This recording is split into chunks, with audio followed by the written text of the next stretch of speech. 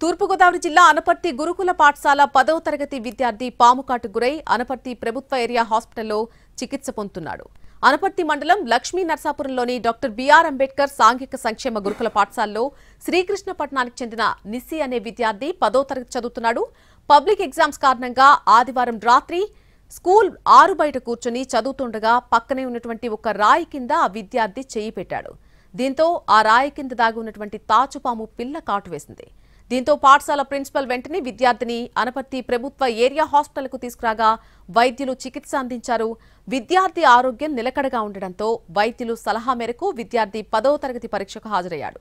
విషయం తెలుసుకున్న ఎమ్మెల్యే నల్లమిల్లి రామకృష్ణారెడ్డి హాస్పిటల్కు చేరుకుని పాముకాటు గురైన విద్యార్థిని పరామర్శించి మెరుగైన వైద్యం అందించాలని సూచించారు. హాస్పిటల్లో పాముకాటుకు యాంటీడోస్ ఇంజెక్షన్లున్నాయన్నారు. హాస్పిటల్లో 24 గంటలు మెరుగైన వైద్య సేవలు అందిస్తారని హాస్పిటల్ని ప్రజలు సద్వినియోగం చేసుకోవాలని సూచించారు.